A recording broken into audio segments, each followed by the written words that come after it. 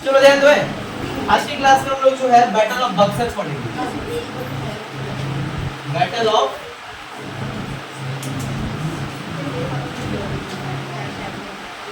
बक्सर। देखो battle of Buxar क्या है?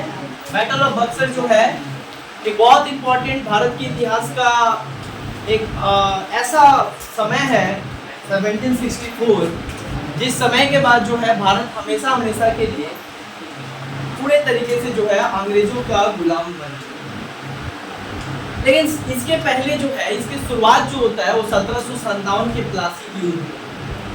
प्लासी युद्ध होने के बाद जो है जहाँ पे सिराजुद्दौला जो बंगाल का सबसे लास्ट स्वतंत्र नवाब, the last independent nawab of Bengal was defeated in the battle of Buxar. और जब वो पराजित हो जाता है और अपने ही धोखा देने के कारण मीर जाफर जो सेनापति था, लेकिन वो घसीटा बेगम और कंपनी से मिलकर क्या करता है, सिराजुद्दौला को धोखा देता है। और धोखा देने के कारण सिराजुद्दौला क्या होता है, सिराजुद्दौला का इस युद्ध में हार। 23 जून 1757 ईस्वी को क्या होता है, फाइनली बैटल ऑफ बक्सर क्या होता है। और इसके बाद जो है जैसा कहा गया था कंपनी जैसे मीर जाफर को कहा था कि तुम मेरे को एक काम करो और एक साथ दो, उसके बाद तुमको क्या बना देंगे, बंगाल का नवाब। तो 1757 में होता ये है, 1757 प्लासी के होने के बाद मीर जाफर गद्दी पे बैठ जाता है। मीर जाफर जो है बेसिकली गद्दी पे बैठ जाता है और मीर जाफर को बंगाल का नवाब बना दिया जाता है। जब ये बंगाल का नवाब बन जाता है तो बदले में क्या करता है, 24 परगना का जमींदारी दे देता है। किसको? East India company. क्योंकि जो देखो जमींदार नवाब ये बनता है तो एक बात यहाँ पे उठता है कि जब वो बंगाल को जीत चुका था उसके बावजूद भी वो बंगाल के नवाब मीर जाफर को क्यों बंगाल का नवाब बनाया? वो चाहता तो खुद भी यहाँ का क्या कर सकता था, डायरेक्ट कंपनी मतलब ईस्ट इंडिया कंपनी का जो रॉबर्ट क्लाइव था सेनापति, राइट, वो तो युद्ध जीत चुका था, तो खुद भी बैठ सकता था ना गद्दी पे, बंगाल का नवाब बन सकता था, लेकिन बंगाल का नवाब नहीं। इसके पीछे दो कारण। रॉबर्ट क्लाइव का कहना था कि अभी हम उस सिचुएशन में नहीं है जिस सिचुएशन में हम इतना बड़ा बंगाल के जो आबादी है और इतना बड़ा बंगाल जो एक राज्य है, एक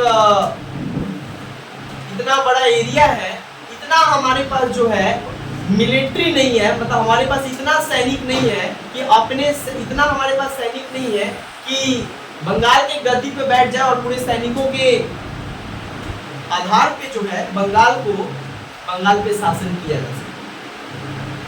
क्योंकि ईस्ट इंडिया कंपनी एक मर्चेंट कंपनी, उसके पास सैनिक था लेकिन ज्यादा सैनिक नहीं, इतना सैनिक नहीं था कि वो शासन चला सके। और बात की बात है, युद्ध जीत गया बट विश्वासघात से।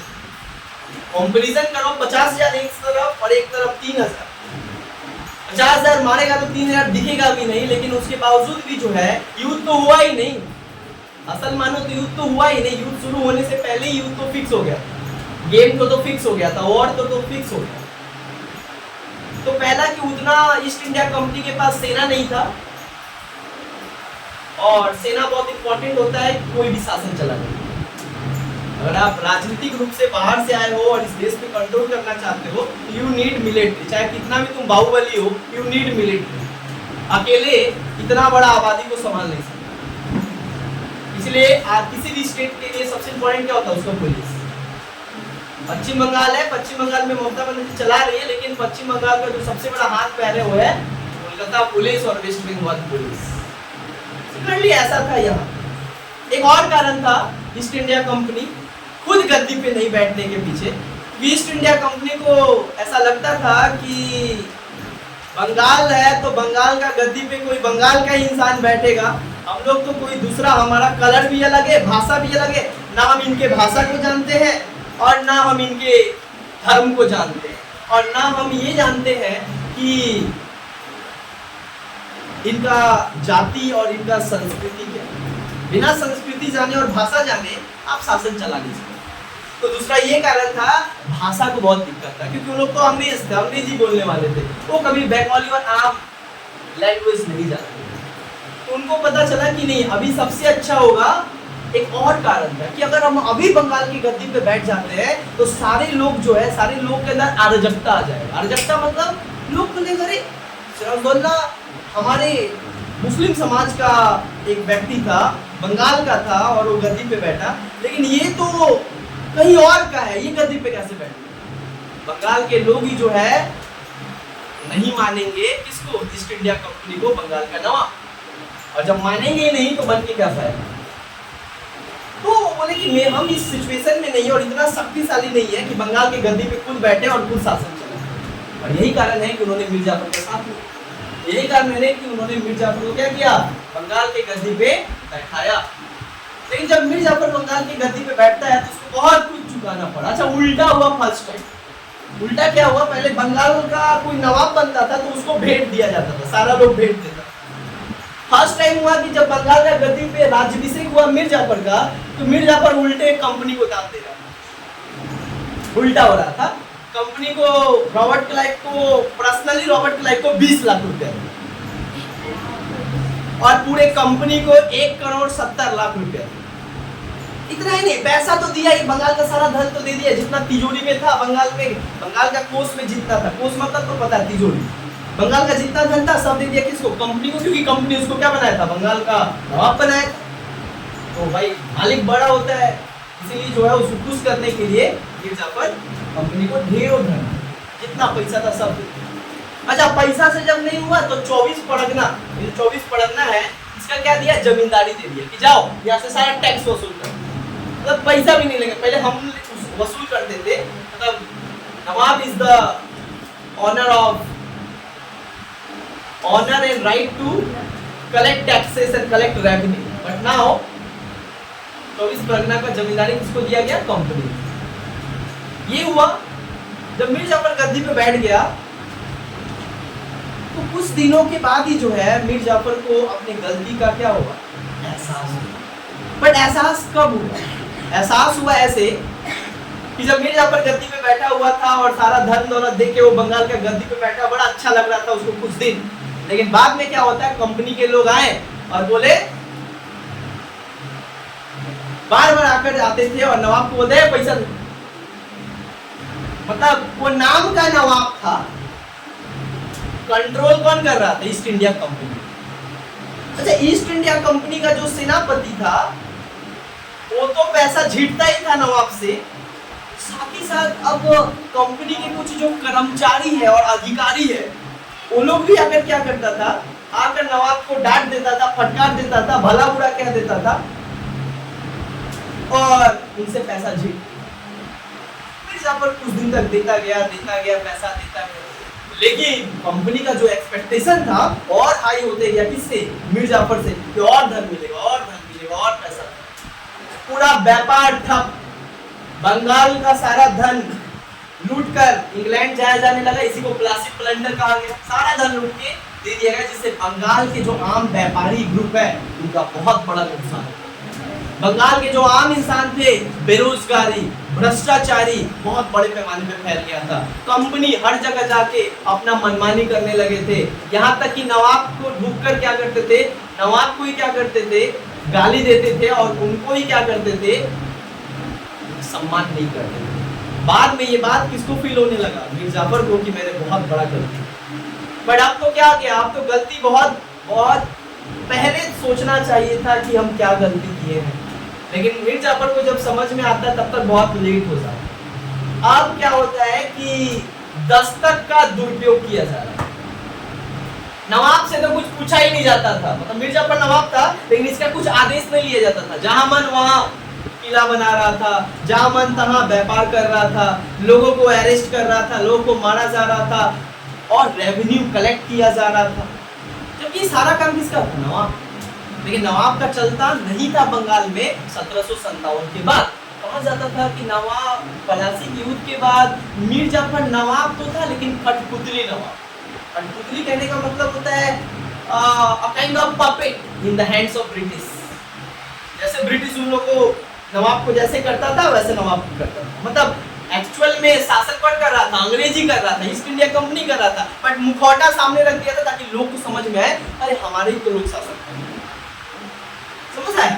ये बाद जो है 1757 में बहुत परेशान हो गया कौन, मिर्जा। क्योंकि मीर जाफर को ना अब लगने लगा था कि मैंने गलती किया, और अब ये लगने लगा था कि मेरे को इज्जत नहीं करता है। अब नवाब है और मेरे को सबके सामने बेइज्जत कर देगा। बेइज्जती किसको नहीं सहन हो रहा था, मीर जाफर। क्योंकि जो भी हो, मीर जाफर करप्ट था, भ्रष्टाचारी था, सब कुछ था। लेकिन एक कुशल सेनापति, एक बहुत ही सामर्थ्य वाला सेनापति, बहुत शक्तिशाली सेनापति, इसमें कोई दौराय नहीं है कि वो शक्तिशाली नहीं। बाद में उसके क्या हुआ, उसके गुरूर और उसके शक्ति पे चोट किया कौन, ईस्ट इंडिया कंपनी। और इतना पैसा मांगने लगा, जब पैसा नहीं देता था भरे सभा में उसको बेइज्जत कर देता, नवाब को बेइज्जत कर देता। लेकिन कंपनी, नवाब कुछ नहीं कर पाता। तब नवाब क्या किया, मीर जाफर 1757 में रॉबर्ट क्लाइव जीत के वो चला गया कहाँ, इंग्लैंड बुलाया गया रॉबर्ट क्लाइव को। क्योंकि वो कर्नाटका भी जीत चुका था और बंगाल भी जीत चुका था, तो बुलाया गया कहाँ, एक क्लर्क था, एक सेनापति था, गया वहां पे। जब वहां पे गया इंग्लैंड में, तो उसको एक 100 पाउंड दिया गया, पैसा दिया गया। रानी जो है वहां का सम्मान की थी। वाह गजब, एक क्लर्क जो है बंगाल में जाकर और भारत को जाके गुलाम बना लेता है, और भारत से बहुत पैसा लेके जाता है कौन, रॉबर्ट क्लाइव। और तब तक एक नया सेनापति आता है, बंसीटाट। नाम क्या है सेनापति का, बंसीटाट। 1757 में आता है। तो मीर जाफर कंपनी के हरकतों से परेशान था, और मीर जाफर एक प्लान करता है, एक षड्यंत्र रचता है। किसके खिलाफ, कंपनी के खिलाफ। बोला बहुत हो गया, अब हम नहीं सहन कर सकते, अब इज्जत के ऊपर सवाल आ रहा है। जब इज्जत पे आएगा तो हम अब इसको बर्दाश्त नहीं करेंगे। तो क्या करता है, डच को पकड़ता है। उस समय डच भी आकर जो चिंसुवरा है वहां पे व्यापार कर रहे थे, उनका कोठी था, पढ़ाए थे इंपीरियलिज्म कोलोनियलिज्म में कि डच कहां पे कैप्चर किए थे, चिंसुवरा, इसीलिए उसका नाम चुचुला जिसको आज चिंसुवरा था, चिंसुवरा उस समय कहा जाता। तो चिंसुवरा में डच को बुलाया, कौन बुलाया, मीर जाफर। बोला कि वो काम करो, क्या होता है, एक तो काम करो, तुमको बंगाल में सब कुछ फ्री कर दे। डच बोला भाई जा जाएगा व्यापार करने, बोला ये वो काम करना पड़ेगा। बोला क्या, अंग्रेज को यहाँ से भगा। बोलता है हम कैसे सहायता कर सकते हैं आपको। बोलता है मिर्जा, बोलता हम सब सहायता देंगे, सेना, पैसा जितना लेगा हम सब देंगे, बस इन लोग को बंगाल से क्या करो, भगा। डच अपना सारा सेना को लेकर आया। आपस में क्या हुआ, मीर जाफर और डच का समझौता हुआ। लेकिन मीर जाफर का भाग्य इतना अच्छा थोड़ी। इसी को लेकर क्या होता है, 1759 में बैटल ऑफ बेदरा होता है। क्या होता है, बैटल ऑफ बेदरा। क्या होता है, बैटल ऑफ बेदरा। और यही बेदरा के युद्ध में क्या होता है, जो 1759 में होता है। 1759 में क्या होता है, बैटल ऑफ बेदरा होता है। बेदरा किसके बीच होता है, Dutch versus east India company के बीच लड़ाई होता है। और इसमें क्या होता है, डच को मार के पूरा एकदम यहाँ से समाप्त कर देता है कौन, east India company. East India company, Dutch was defeated in this war. जो कि मीर जाफर कहा था ना कि तुम भगा दोगे तो हम तुमको बंगाल में सब कुछ अधिकार दे देंगे, व्यापार करने का और सब सुख सुविधा दे देंगे, किला बनवाने का अधिकार दे देंगे। लेकिन डच जो है इस युद्ध में ईस्ट इंडिया कंपनी को हरा नहीं कर पाया, उल्टा क्या हुआ, हार गया। और डच को तो मार पड़ा ही। बाद में जब डच को मारा जा रहा था तो अंग्रेज ईस्ट इंडिया कंपनी को डच कहता है कि मेरा ये साजिश नहीं है, ये साजिश है मीर जाफर का। मीर जाफर मतलब उसको गद्दी पे हम बैठा है और मेरे से ही गुस्ताखी कर रहा है। सारे पूरा कंपनी क्या हुआ, गुस्सा के मारे कहाँ गया, मीर जाफर। जब मीर जाफर, तो मीर जाफर का खैर नहीं, मीर जाफर को पता चल गया था कि कांड हो गया है। और मीर जाफर चाहता था इसको कि हम बोलेंगे मेरा इसमें हाथ ही नहीं, कोई सबूत है।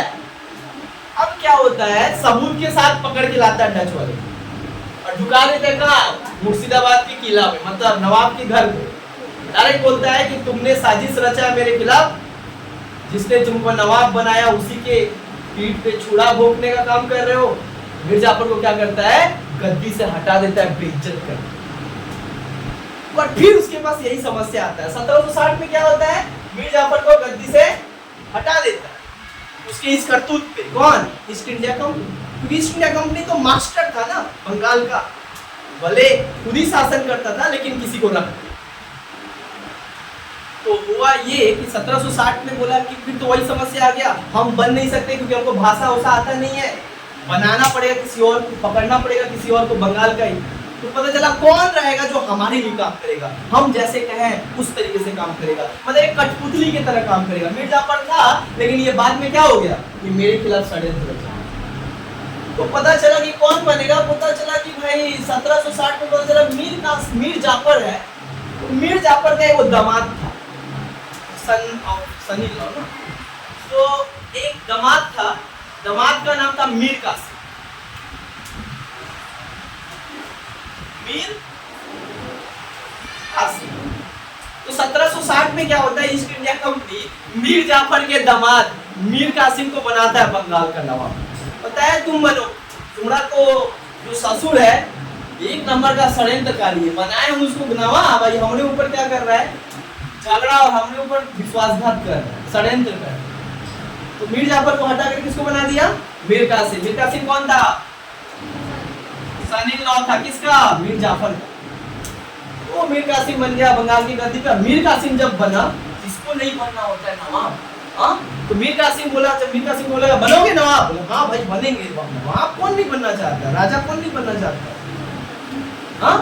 तो मीर कासिम क्या होता है कि जब गद्दी पे बैठता है तो मीर कासिम भेंट देता है, उपहार देता है ईस्ट इंडिया कंपनी को कि तुमने मेरे को नवाब बनाया, इसके लिए कुछ उनको हम देंगे। मीर कासिम क्या देता है,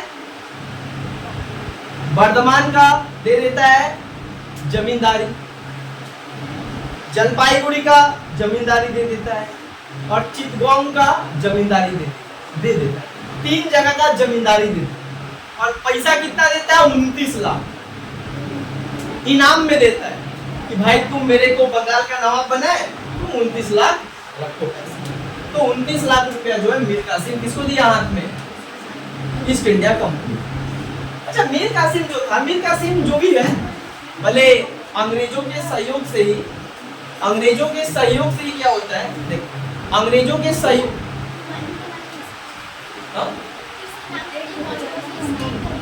वर्धमान, जलपाईगुड़ी और चितगोंग। चितगोंग 3 ऐसा जमींदारी था जो कौन दे दिया, मीर कासिम दे दिया कंपनी को, क्योंकि उसको नवाब बनाया। लेकिन एक बात था, भले मीर कासिम अंग्रेजों की सहायता पे नवाब बना, लेकिन वो एक इंडिपेंडेंट व्यक्ति। इंडिपेंडेंट मैन कहने का मतलब होता है he was a independent ruler, मतलब एक स्वतंत्र व्यक्ति था, सही को सही गलत को गलत करता। दूसरा काफी ज्यादा क्या था, मतलब एक कैपेबल, एक काफी सामर्थ्यवादी व्यक्ति, मतलब उसके अंदर जो था ना, अपने मिट्टी को लेकर जो था प्यार, और इंडिपेंडेंट व्यक्ति था, इंडिपेंडेंट रूलर था। मीर जाफर की तरह नहीं था कि अपने फायदा के लिए अपने इंसान को मरवा दे, ये बात इसके अंदर नहीं था मीर कासिम। सुनो, यही मीर कासिम क्या करता है, जब गद्दी पे बैठता है तो कुछ दिन तक क्या करता है, अंग्रेजों का, ईस्ट इंडिया कंपनी का सहायता करता। बाद में ईस्ट इंडिया कंपनी का जो एक्सपेक्टेशन था कि मीर कासिम मेरे को सब देगा, पूरा कंपनी का सारा पैसा देगा, जो कहेंगे वो करेगा, लेकिन ऐसा नहीं। मीर कासिम बोला हम मीर जाफर की तरह नहीं, हम बंगाल का नवाब बन गए, भले किसी ने बनाया, लेकिन बनने के बाद मैं पूरे बंगाल और पूरे बंगाल के प्रजा का नवाब हूँ, ना कि कंपनी का नवाब हूँ। This is the first statement given by Mir Qasim कि I am the nawab of the Bengal, I am not the nawab of the company. याद रखना, I am responsible and accountable towards the people of nawab, not the people of company. मतलब हम नवाब है बंगाल के लोगों का, ना कि कंपनी के लोग। समझ आया? ये जो स्टेटमेंट दिया, इससे क्या हो गया, ईस्ट इंडिया कंपनी और बंगाल के नवाब बीच टकरावट तेज हो।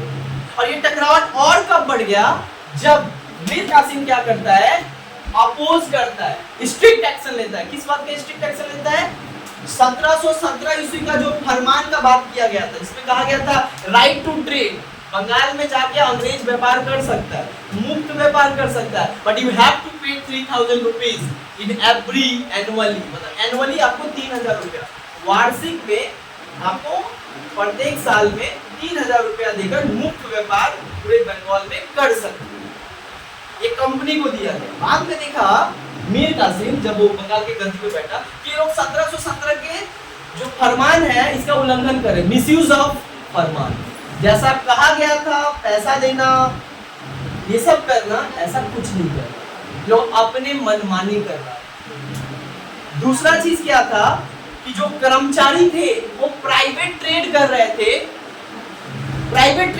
थे, लेकिन कह रहे थे कि हम लोग को फरमान मिला। अरे तुम्हारा कंपनी को मिला, तुमको थोड़ी फरमान मिला है, तुमको थोड़ी राइट दिया गया है इंडिविजुअल को कि जाके व्यापार करो फ्री में। कंपनी करेगा व्यापार तो पैसा नहीं लगेगा, लेकिन तुम प्राइवेटली व्यापार करोगे, बेचोगे कोई सामान तो पैसा लगेगा ना।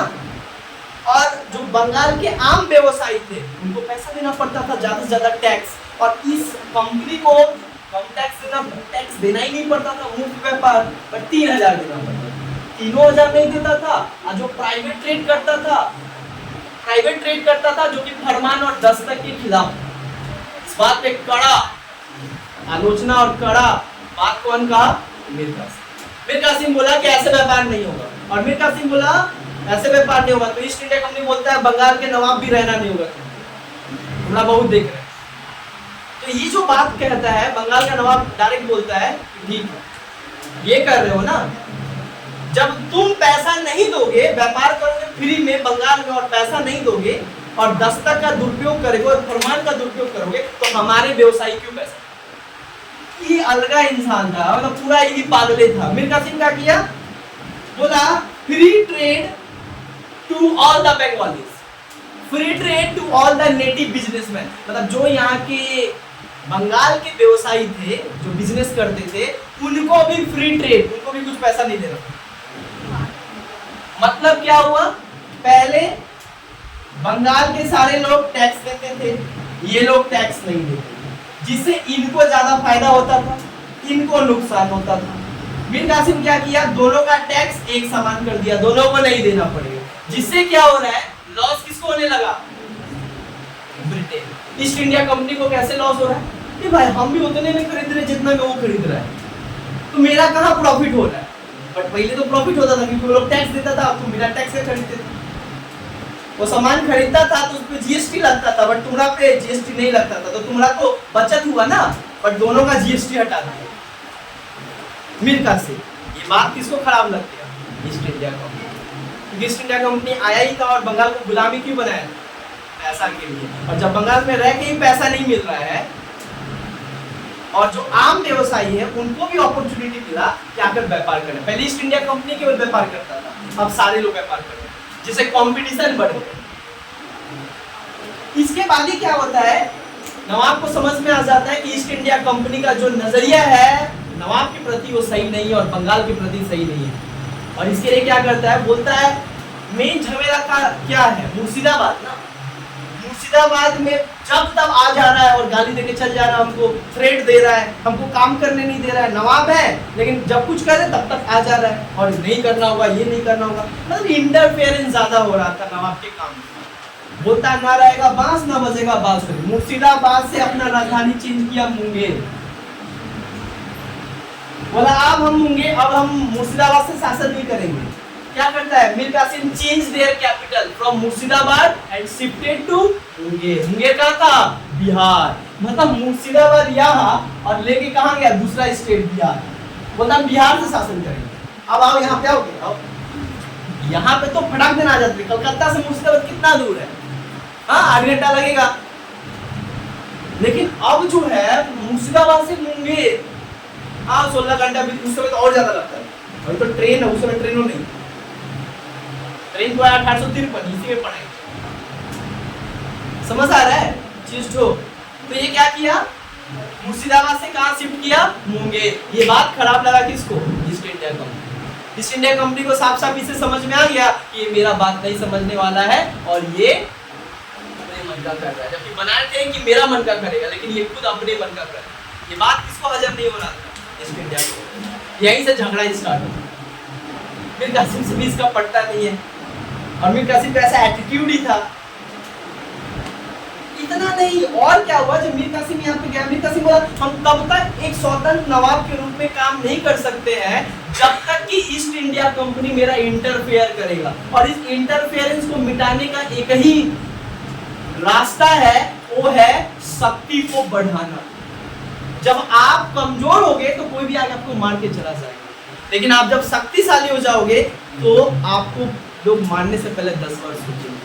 आप कमजोर हो इसीलिए ना वो धमका दे रहा है, बोला सबसे पहले शक्ति, अपने आप को स्टेबल करना पड़ेगा, अपने आप को क्या करना पड़ेगा, स्टेबल करना पड़ेगा। और स्टेबल करने के लिए क्या किया, मुंगेर में गया, और मुंगेर में जाके क्या किया, 2 फैक्ट्री बनाया, एगो बम का, एगो गन का, एगो कट्टा का, एगो बम का।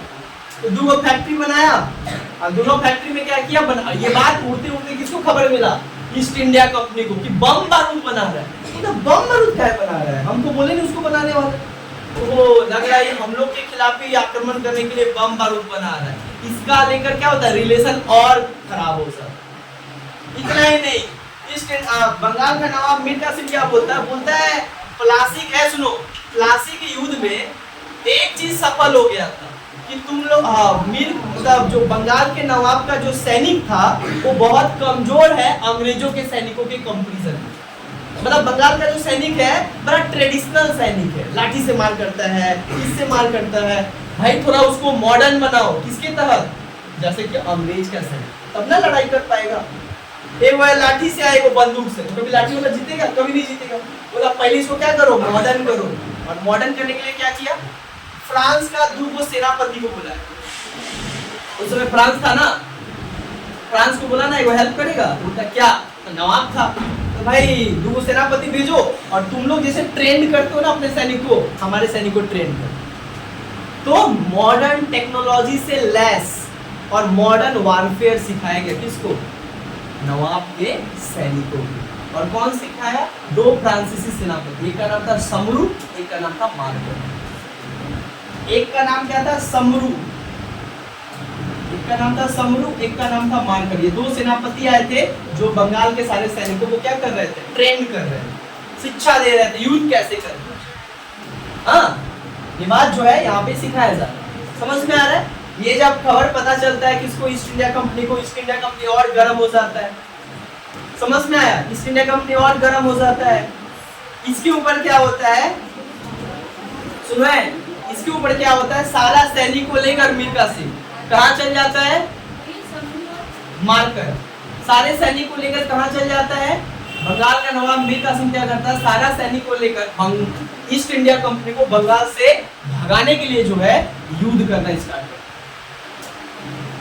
है। अब क्या होता है, जब युद्ध जाता है करने तो 2 जगह 2 युद्ध होता है, गिरिया का युद्ध होता है, 2 युद्ध होता है इन लोग के बीच, गिरिया और उदयनाला, ये 2 युद्ध होता है। और दोनों युद्ध में क्या होता है, बहुत ज्यादा सैनिक मीर कासिम का क्या हुआ, मारा गया अंग्रेजों के सैनिकों से। तो जब मारा गया तो मीर कासिम लेकर क्या किया, सारे सैनिक को, जितने सैनिक बचे थे लेकर कहाँ भाग गया, अवध। कहाँ, अवध, अवध मतलब अवध भाग गया। और जब अवध गया तो अवध का नवाब था, अवध के नवाब से बोला कि देखो भैया बंगाल लूटने वाला है, बंगाल तो लूटे गया है, अगर आज नहीं बचाए तो अवध भी, आज बंगाल गया है तो कल अवध भी जाएगा, इसीलिए अगर एक हो जाओ, इसी में हमारा भलाई है, ताकि एक होकर क्या करे, यहाँ से अंग्रेजों को भगा सके। तो बंगाल का नवाब मीर कासिम क्या करता है, अवध को जाकर बोलता है कि हमें क्या करना चाहिए, एकजुट होना चाहिए, और तब जाके बंगाल से अंग्रेजों को भगा दे। तो अवध का नवाब था, इसका नाम था सुजाउद्दौला। क्या नाम था, सुजाउद्दौला अवध का नवाब था। अवध के नवाब से मीर कासिम बात करता है और बोलता है हमको सैनिक सपोर्ट चाहिए। और सैनिक सपोर्ट कितना करता है, ये सैनिक सपोर्ट करता है 5000 का। और इनके पास कितना था, 10,000 का सैनिक था। 10,000 5,000 मिलके कितना हो गया, 15,000। अब मीर कासिम बोलता है कि ना ये केवल बंगाल की लड़ाई नहीं है, ये भारत की लड़ाई है, क्योंकि ये युद्ध अगर हम लोग हार गए तो याद रखना पूरा का पूरा भारत किसके कैप्चर में चला जाएगा, अंग्रेजों का। इसीलिए इनको हटाना ही बहुत बड़ा क्या है, हम लोग का मकसद है, ताकि बंगाल और भारत को बचाया जा सके। तब जाके क्या करता है, बोलता है दिल्ली चलो। कहाँ जाता है ये लोग? दिल्ली। मीर कासिम दिल्ली जाता है और दिल्ली जाकर जो बादशाह था मुगल सम्राट, इसका नाम क्या था उस समय, कौन थे? Shah Alam two. Shah Alam two. Shah Alam two Delhi का सम्राट था, दिल्ली का बादशाह था, मुगल सम्राट। इसके पास जाते हैं और जाकर सारा मीर कासिम बताते कि ऐसा ऐसा बात है, अगर आज तैयार नहीं हुए और आज इकट्ठा नहीं हुए और आज लड़ाई नहीं किए ना तो दिल्ली भी आपके हाथ से छूट जाएगा, याद रखना। क्योंकि अंग्रेज जो है जिस तरीके से बंगाल को कैप्चर कर रहा है और लूट रहा है, ये पूरा भारत में होने वाला है अगर आज एकजुट नहीं हुए। क्लियर हुआ? तीनों लोग एकजुट हुआ। कौन कौन? देखो, बंगाल का नवाब मीर कासिम, अवध का नवाब शुजाउद्दौला, दिल्ली का बादशाह शाह आलम टू। दिल्ली के बादशाह के पास भी 5000 सैनिक था।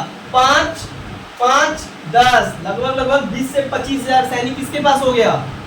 मीर कासिम का। तो तीनों मिल गए, 3 एलाइज, बंगाल का नवाब, अवध का नवाब, दिल्ली का सम्राट, तीनों मिल के एक साथ हो। तो इसको हम लोग कहा जाता है कि चलो 3 एलाई, 3 एलाई मतलब एक हो गया अवध के नवाब, एक हो गया बंगाल और एक हो गया दिल्ली। मतलब इसमें पूरा भारत आ गया। दिल्ली का बादशाह मतलब क्या? पूरा भारत। एक तरफ पूरा क्या हुआ कि बंगाल, बिहार, बंगाल, अवध और दिल्ली के बादशाह एक साथ मिलकर लड़ाई, एक साथ थे और किसके खिलाफ लड़ाई कर रहे थे? East India company. तब तक क्या होता है, नया वायसराय आया था ना, रॉबर्ट क्लाइव तो गया अभी इंग्लैंड से वापस नहीं आया। तो जब इंग्लैंड से वापस नहीं आया है तो जब खबर मिलता है ईस्ट इंडिया कंपनी को, भाई वो लोग अलायंस कर लिया है। मतलब अलायंस करने का मतलब होता है एकजुट हो गया है, सब मिल गया है, अब उनको हराना पॉसिबल नहीं है। हमारे पास सैनिकों कितना है? 5 से 6,000 सैनिक है, इसमें क्या होगा? तब ये लोग डायरेक्ट बंसीघाट क्या करता है, लिखता है क्वीन एलिजाबेथ को कि हो सकता है कि हम लोग ये युद्ध नहीं जीत सकते हैं, और अगर युद्ध जीतना है तो आप सैनिक सपोर्ट दीजिए और ऐसे सेनापति को भेजिए जो युद्ध को क्या करे, डिप्लोमेटिक तरीके से जीत जाए। क्योंकि फिजिकली पॉसिबल, डिप्लोमेटिक तरीके से, कूटनीतिक तरीके से जीत पाए।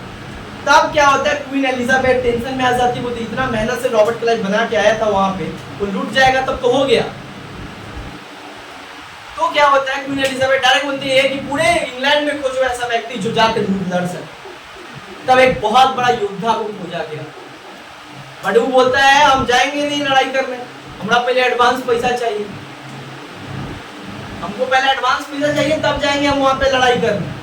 उसको एडवांस पैसा दिया गया क्वीन एलिजाबेथ, तब जाके वो सैनिक को लिया और तब आकर जो है बंगाल के वो कालीकट, बंगाल के बंदरगाह पे उतरता है, चिंसवाड़ा में उतरता है बंदरगाह पे, और आके ईस्ट इंडिया कंपनी जो 5,000-6,000 था और अपने साथ लाया था 4-5,000 सैनिकों को मिलकर जो है कूटनीतिक तरीके से जो है ईस्ट इंडिया कंपनी अटैक करता है। किसके ऊपर?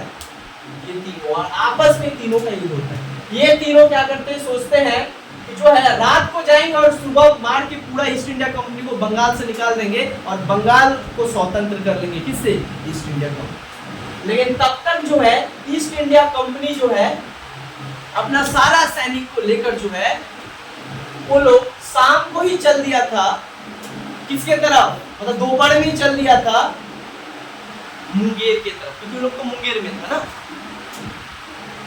तो जैसे ये मुंगेर का मतलब बेसिकली अवध, उत्तर प्रदेश गया, फिर अवध के बगल में दिल्ली है, दिल्ली के अवध, सॉरी दिल्ली, उत्तर प्रदेश, बिहार और तब यहाँ पे बंगाल। उस समय ये दोनों किसके अंदर था? बंगाली के अंदर।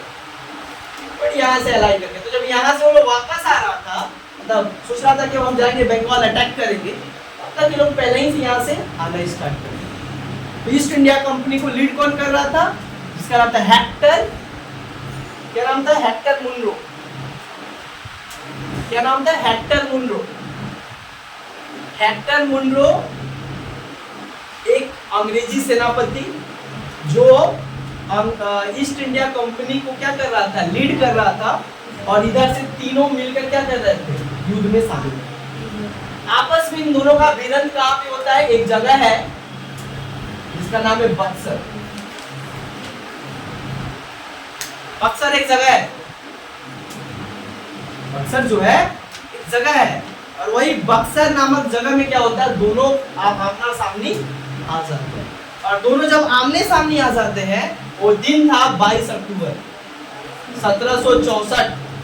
22 अक्टूबर 1764 ईस्वी को बंगाल, अवध, दिल्ली का सारे लोग मिलकर, और इधर से ईस्ट इंडिया कंपनी के सेनापति कौन था, हेक्टर मुनरो, दोनों आमने सामने हुए और दोनों में भीषण युद्ध हुआ। लेकिन दिक्कत ये था कि शाम को जो है बहुत भारी बारिश हुआ था बक्सर नामक जगह में, जिससे पूरा मट्टी जो है वो दलदली हो गया, जिसके कारण ये लोग अपना घोड़ा लेकर आया था, बट इन लोग के पास नहीं था, जिसके कारण जो है ये लोग दलदली मिट्टी में भी जो इनके सैनिक घोड़ा से उससे इससे उस पार चले जा रहे थे और आसानी से क्या कर रहे थे, ऊपर ही ऊपर सबको मार दे रहे थे। जबकि हमारे जो सैनिक थे अवध, मतलब जो हमारे एलाइंस का सैनिक थे, उनके पास ऐसा कोई तकनीक नहीं था जिसके जरिए वो लोग जा सके, उनका पैर ही धंस जाता था वो कीचड़ में, और जिसके कारण क्या होता है, ये युद्ध भी जो है हमारे हाथ से चला गया। बट ये युद्ध में 3 लोग थे हमारे साथ, मीर कासिम, सुजाउद्दौला, शाह आलम II, तीनों मिलकर भी ईस्ट इंडिया कंपनी के सेनापति और सेना से हार का सामना करना पड़ा। और ये भारत के इतिहास का सबसे एक ऐसा घटना है जिसके बाद पूरे भारत हमेशा हमेशा के लिए भारत पर गुलाम बन जाता है। और ये होता कब है, 22 अक्टूबर 1764 में प्लासी नामक बक्सर नामक जगह में। इसलिए इस युद्ध का भी नाम क्या पड़ता है, बैटल ऑफ बक्सर। बक्सर नामक जगह पे युद्ध हुआ, इसीलिए इस युद्ध का नाम पड़ता है बक्सर का युद्ध। तो बक्सर का युद्ध जब होता है तो इसमें होता है रिजल्ट क्या निकलता है, पहला रिजल्ट निकलता है कि ईस्ट इंडिया कंपनी का इसमें विजय हो, जीत हो। और जब ईस्ट इंडिया कंपनी जीतता है तो बहुत खुशी होता है ईस्ट इंडिया कंपनी को। और एक खबर जैसे ही पता चलता है क्वीन एलिजाबेथ को, क्वीन एलिजाबेथ क्या करती है, रॉबर्ट क्लाइव जो जीत के आया था, जो वही तो मसीहा था जिसने बंगाल और कर्नाटक को जीत के गया था, उसको क्या बना के भेजा, सुनो है, रॉबर्ट क्लाइव को क्या बना के भेजा, रॉबर्ट क्लाइव को जो है वो सेनापति बनाकर भेजता है। पहले तो क्लर्क था, अब वो सेनापति बन के आता है, कहाँ का, गवर्नर जनरल नहीं, सेनापति बन के आता है। और आकर जो है उसको पता चलता है कि बक्सर का युद्ध जीत गया। और उसके बाद क्या होता है, देखिए इम्पैक्ट या result of battle of Buxar.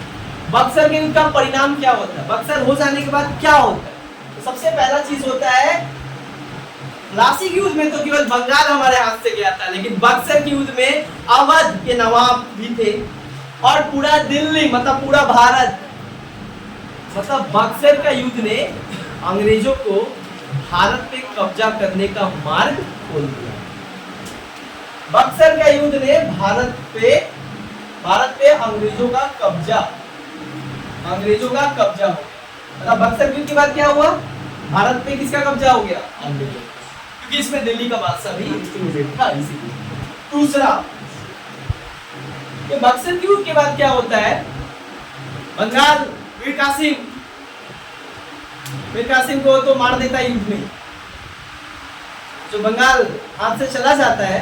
Awadh तब तक आ जाता है रॉबर्ट क्लाइव। बोलता साला युद्ध हुआ और हमारा भी सैनिक बहुत सारा मारा गया। रॉबर्ट क्लाइव बोला कि तीनों को पेमेंट करना पड़ेगा। तीनों को पेमेंट करने का मतलब तीनों को हर्जाना चुकाना पड़ेगा युद्ध में जितना भी ब्रिटिश का और ईस्ट इंडिया कंपनी का नुकसान हुआ। यू हैव टू पे ऑल द, जितना भी नुकसान हुआ है आपको क्या करना पड़ेगा, पे करना।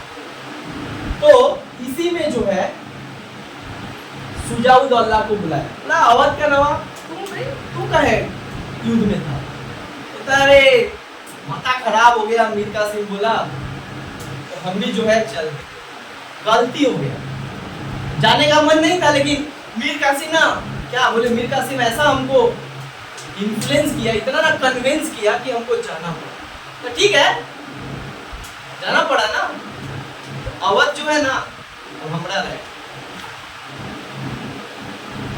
तो सुजाउद्दौला को क्या करता है, बुलाता है और सुजाउद्दौला के साथ क्या करता है, संधि करता है। 2 संधि करता है। शाह आलम II दिल्ली के बादशाह को बुलाता है इलाहाबाद, और इलाहाबाद में बुलाकर बोलता है कि अभी तुम क्या है, तुमको शौक है बुढ़ापा में तुमको युद्ध लड़ने का शौक है? बोलता है नहीं, क्या बोले मीर कासिम, ये लोग बोला तू युद्ध लड़ने के लिए, तो हम सहायता दे दिए। तो ठीक है, अब सहायता दे दिए ना, तो अब हमको भी एक सहायता दे दो, नहीं तो डायरेक्ट टिकट कटेगा ऊपर के लिए। बोलता क्या चाहिए, बोलता है राइट टू दीवानी दो। तो 1765 में क्या होता है, शाह आलम II से रॉबर्ट क्लाइव क्या साइन करवाता है, right to Diwani. Right to Diwani का मतलब क्या होता है, दीवानी का मतलब होता है right to collect revenue from Bengal, Bihar, Orissa. देखो पहले क्या था, बंगाल से तो सारा धन कौन लेता था, बंगाल का नवाब के पास आता था, तब ईस्ट इंडिया कंपनी लेता था। बिहार पे कब्जा नहीं था, उड़ीसा पे भी कब्जा नहीं था। लेकिन इस युद्ध के बाद क्या किया, वो शाह आलम II जो दिल्ली के बादशाह थे, उनके पास ही सारा टैक्स आता था। वो बोला आप टैक्स वसूल नहीं करोगे और कोई नवाब वसूल नहीं करेगा।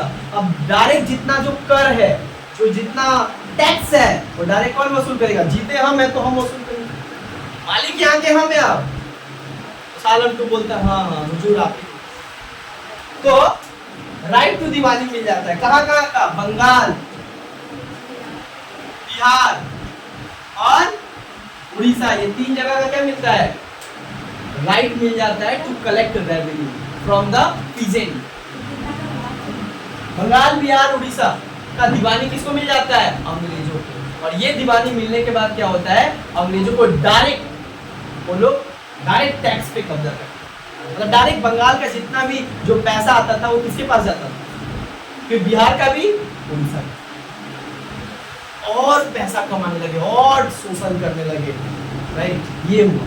तीसरा क्या हुआ, दीवानी के बाद क्या हुआ, तीसरा बक्सर की युद्ध होने के बाद एक चीज और हुआ, ट्रीटी ऑफ इलाहाबाद। क्या हुआ, ट्रीटी ऑफ इलाहाबाद किसके साथ हुआ, शाह आलम II और शुजाउद्दौला के साथ किया, क्या, ट्रीटी ऑफ इलाहाबाद। और क्या बोला पता है, रॉबर्ट क्लाइव बोलता है देखो तुम तो युद्ध लड़े, होशियार चंद दिखाए, होशियारी तो दिखाए अपना, युद्ध में हार गए, इसका भरपाई तुमको चुकाना पड़ेगा। और चुकाना कैसे पड़ेगा,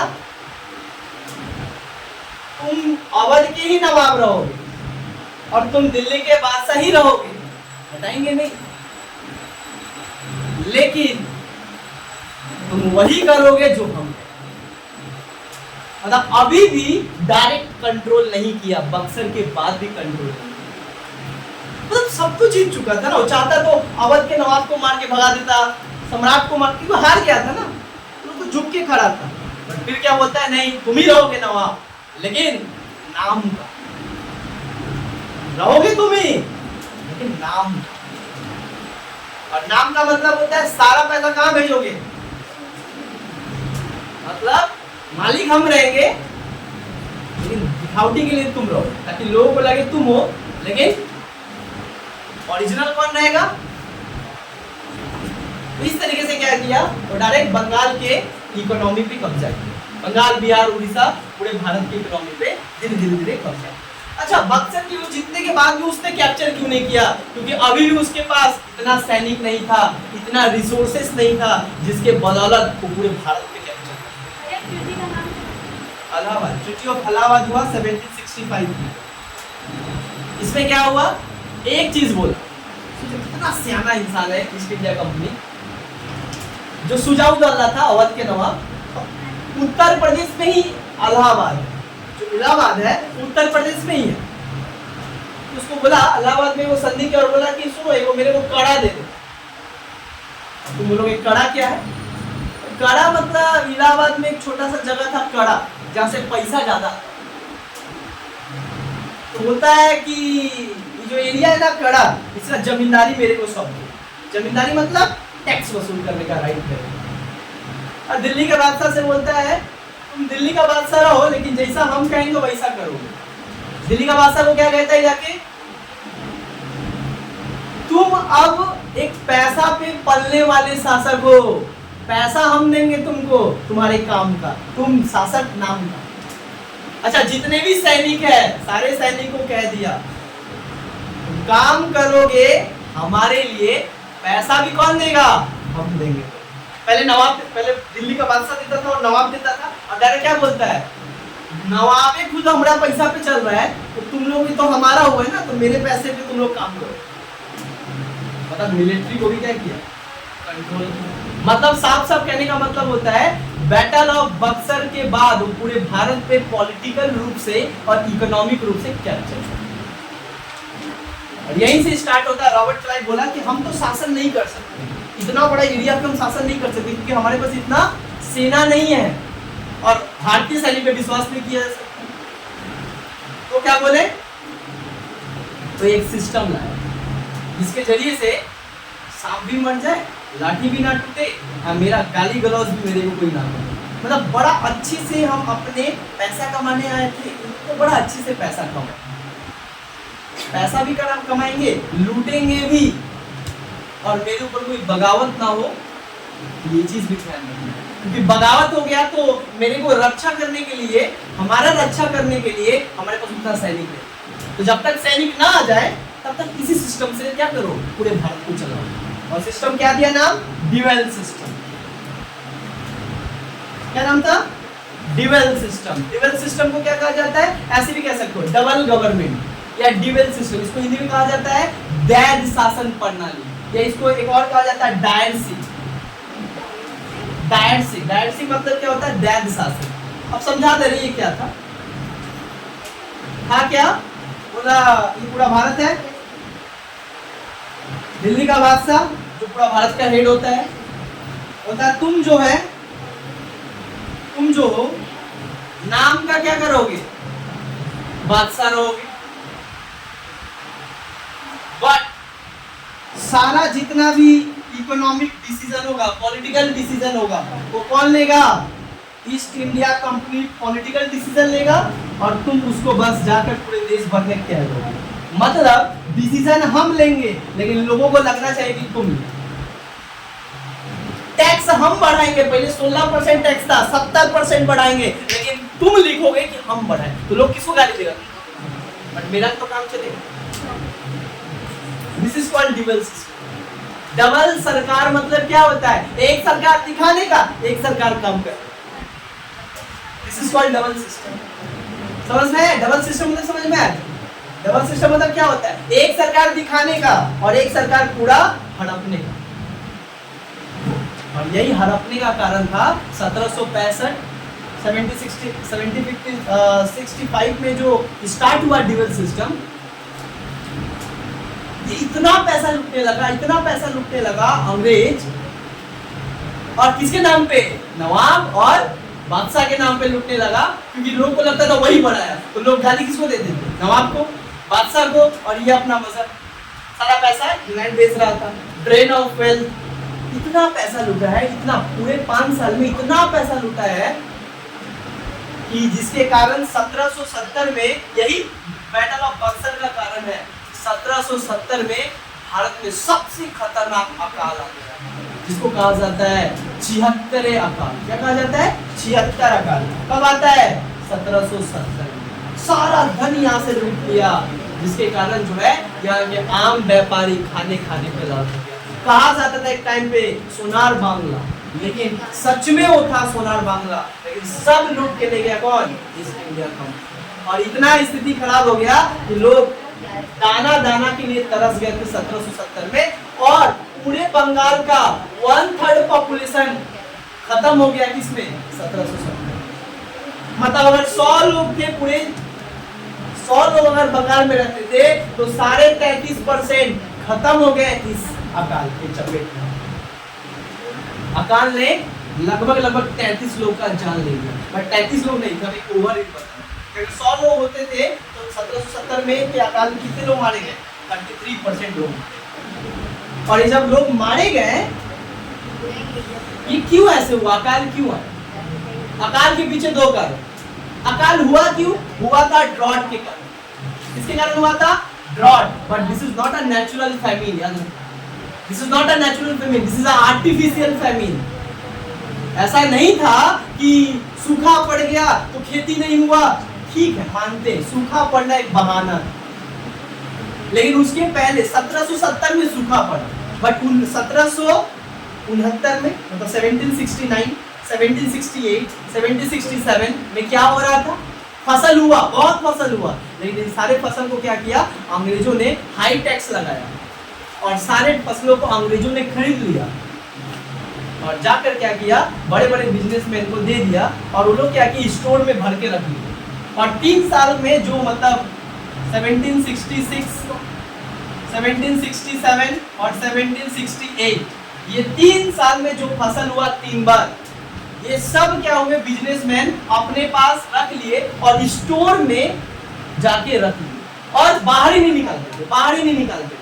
जिससे क्या हो रहा था, डिमांड बढ़ते जा रहा था, डिमांड बढ़ते जा रहा था, डिमांड बढ़ते जा रहा था, सप्लाई नहीं आ रहा। अचानक 1770 में क्या होता है, अकाल आता है। अकाल आने के बाद सूखा पड़ता है। सूखा पड़ता है तो उस टाइम में क्या होता है, फसल नहीं होता, दोनों फसल नहीं होता है। जब फसल नहीं होता है उसके बाद क्या करते हैं, 1770 में जब अकाल पड़ जाता है और सब जगह त्राही त्राही, चावल के लिए लोग मर रहे हैं, खरीदने के लिए दौड़ रहे हैं। एक तो पैसा नहीं था क्योंकि पैसा सब लूट लिया था ये लोग, और दूसरा अकाल आया था तो अनाज खरीदने के लिए इनके पास पैसा नहीं था। और वही अनाज पहले जो 4 रुपया केजी चावल मिलता था, ये लोग इसको कितना में बेचे, 140 में। कब, 1770। क्यों, ये बिजनेस का पॉलिसी था, ज्यादा पैसा कमाने। तो इस हद तक गिर गए थे कि पैसा तो बहुत मिलते, लेकिन इससे भी पेट नहीं भरा, तो सोचे कि कुछ ऐसा आर्टिफिशियल लाते हैं जिससे कि ये लोग को मजबूर हो जाएगा खरीदने के लिए। इनका ही सामान 4 रुपये में हम इनसे खरीदे और 2 साल तक मार्केट में नहीं लाए। 2 साल बाद जब मार्केट में क्राइसिस आया, सूखा पड़ गया, अनाज नहीं आया, तब हम ये अनाज को ला रहे हैं। वही अनाज को कितना बेच रहे हैं, 140, मतलब 100 गुना ज्यादा दाम लगा के बेच रहे हैं। अच्छा, खाने वाला जीने के लिए खरीदना पड़ेगा तो शोषण हुआ, जो लोग नहीं करते मारे गए। अच्छा, जो लोग नहीं खरीद पाए और जो अकाल मतलब बहुत कम वो लोग मार्केट में लाता था, जिससे लोग इतना गंदा स्थिति हो गई, तुमको बता रहे, थोड़ा सा सीन बता रहे, इतना गंदा स्थिति हो गया 1770 में। बहुत सारे ऐसे इतिहासकार बुक लिखे हैं जिसमें वो बता रहे हद इतना हो गया कि लोग अपने बच्चा को बेचने लगे। लोग अपने घर का सारा सामान बच्चा को बेचने लगा था। जितना सोना, जितना घर में लोग बचा के रखे थे, सब बच्चा को गिरवी रखते थे ताकि एक टाइम का खाना। स्थिति इतना गंदा हो गया था कि सांप बिच्छू को मार के खाने लगे। और ये कारण उस टाइम तो खा लिए, क्योंकि एक भूख ऐसा चीज होता है ना, जब लग जाए ना इंसान, और जब तक तुम नहीं खाओ ना तुम बेचैन में। और ये बेचैनी का सामना हमारे लोग 1 साल किए और 1 साल में लगभग 33% बंगाल के लोग मारे गए भूख से। और स्थिति ये हो गया कि सांप बिच्छू पत्ता जो मिलता था आसपास में खा लेते थे। और इसका इम्पैक्ट कब दिखा, 1770 के बाद। 1770 के बाद क्या हुआ, एक और चीज हुआ, डिजीज स्टार्ट। डिजीज किस चीज का, जो तुम आप खा लिए थे उस टाइम, रिजल्ट तो बाद में होता है, इम्पैक्ट तो बाद में होता है। और इस डिजीज से क्या होने लगा, फ्लैग, चिकन पॉक्स, अलग अलग रोग होने लगा, जिससे कितने लोग मारे। ये हाल किया था अंग्रेजों ने बक्सर के बाद पूरे भारत में लोग। और यही जब पूरे भारत में मतलब इसके खिलाफ बात किया गया, तब जाकर जो है ईस्ट इंडिया कंपनी एक नया गवर्नर भेजा जिसका नाम था वॉरेन हेस्टिंग्स। और जब वो आया तो देखा कि इतना सिचुएशन क्यों ऐसा है, लोग क्यों मर रहे हैं, लोग काहे इतना ज्यादा, तो पता चला ये सबसे बड़ा कारण ड्यूअल सिस्टम, कि सरकार का सारा शक्ति हम इस्तेमाल करेंगे लेकिन सरकार मुकरा बन के वहां पे देखेगा और अंदर ही अंदर पूरे शोषण कर जाएगा। This is the exploitative nature and this is the exploitative policy made by Robert Clive. आएगा क्वेश्चन, ड्यूअल पॉलिसी किसने चलाया, रॉबर्ट क्लाइव। लेकिन इसको खत्म करने वाला व्यक्ति कौन था, Warren Hastings. And Warren Hastings Bengal का पहला गवर्नर जनरल बनकर आया। क्या नहीं समझ आया तुम लोग को? तो 1772 में फाइनली क्या होता है, वॉरेन हेस्टिंग्स आता है। कौन आता है, वॉरेन हेस्टिंग्स। और वॉरेन हेस्टिंग्स बंगाल का पहला गवर्नर जनरल था। याद रखिएगा question, who was the first governor general of Bengal. Bengal का पहला गवर्नर जनरल बन के आया वॉरेन हेस्टिंग्स। और वॉरेन हेस्टिंग्स आकर सबसे पहला काम क्या किया, ड्यूअल सिस्टम, मतलब जो ड्यूअल सिस्टम था उसको क्या किया, खत्म। और यहाँ से लोग भी पैसा कमाने आए थे, तो लैंड रेवेन्यू में चेंजेस लाए। लैंड रेवेन्यू मतलब भूमि राजस्व वसूल करने के तरीका में चेंजेस लाए कि अब हम लोग वसूली कैसे करें जिससे ज्यादा प्रॉफिट के बाद जो है यहाँ पे स्टार्ट। तो यहीं से जो है आप डायरेक्ट हम लोग लॉ पे चला जाएंगे कि ये लोग लॉ बनाकर कैसे शासन चलाते। यहाँ तक तो समझ में आया कि प्लासी के बक्सर होने के बाद कैसे भारत में पूरे तरीके से अंग्रेजों ने अपना कब्जा कर लिया। लेकिन उनके पास अभी भी एक समस्या था, उतना सैनिक नहीं था, ये देश चलाएंगे कैसे। तब उन्होंने किसका साथ लिया? लॉ। तब आकर पहला एक्ट कब आया? 1772 रेगुलेटिंग एक्ट। नेक्स्ट क्लास से हम लॉ पढ़ेंगे कि लॉ को हथियार बना के उन्होंने इतने बड़े जनसंख्या वाले देश को क्या किया? चलाया। और लॉ के बाद किसको बनाया उन्होंने? पुलिस। पुलिस के बाद आर्मी, और उसके बाद कोर्ट बनाकर भारत को क्या किया? शासन 200 वर्षों तक आगे